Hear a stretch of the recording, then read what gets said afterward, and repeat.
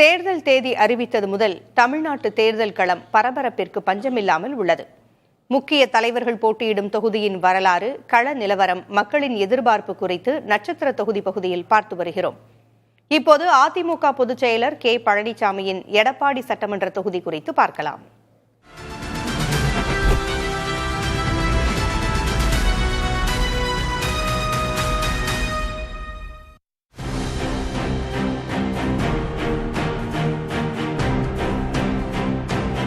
வெற்றி பெற்ற தொகுதியின் பெயரையே அடைமொழியாக பெற்றவர்கள் வரிசையில் அதிமுக பொதுச் செயலர் எடப்பாடி கே பழனிசாமி குறிப்பிடத்தக்கவர்.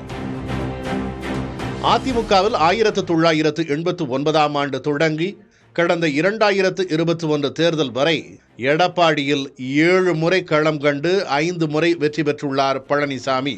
அதிமுகவில் ஜெயலலிதா அணி, ஜானகி அணி என பிரிவு வந்தபோது 1989ஆம் ஆண்டு ஜெயலலிதா அணி சார்பில் சேவல் சின்னத்தில் போட்டியிட்டு வெற்றி பெற்றதால் இவர் எடப்பாடி பழனிசாமி என்ற அடைமொழி பெற்றார்.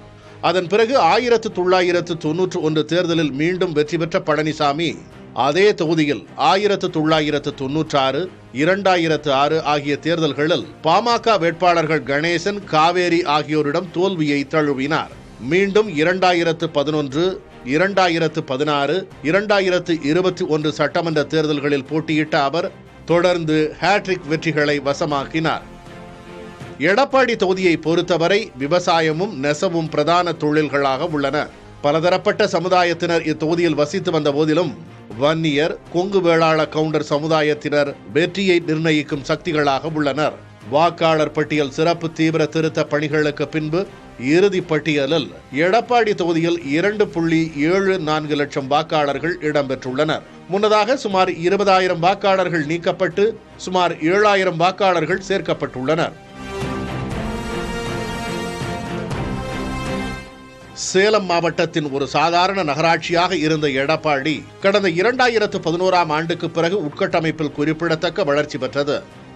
எடப்பாடியில் கிராம சாலைகள் மேம்பாடு, புறவழிச்சாலை, அரசு மருத்துவமனைக்கு புதிய கட்டடம், நவீன உபகரண வசதிகள், பேருந்து நிலையம் அருகே விரிவாக்கப்பட்ட பாலம், சரபங்கா ஆற்றின் குறுக்கே 3 புது பாலங்கள், வனவாசியில் அரசு தொழில்நுட்ப கல்லூரி, எட்டிக்குட்டை மேட்டில் கல்வியியல் கல்லூரி, எடப்பாடியில் அரசு கலைக்கல்லூரி, சுகாதாரமான குடிநீர் திட்டம் உள்ளிட்ட பல திட்டங்கள் பழனிசாமி ஆட்சி காலத்தில் கொண்டு வரப்பட்டன.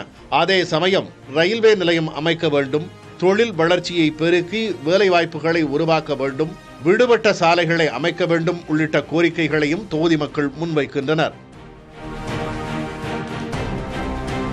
தொகுதியில் குறிப்பிடத்தக்க செல்வாக்கு கொண்ட பாமகவை அதிமுக கூட்டணியில் சேர்த்ததன் மூலம் தனது வெற்றிக்கு அடித்தளம் அமைத்திருக்கிறார் பழனிசாமி.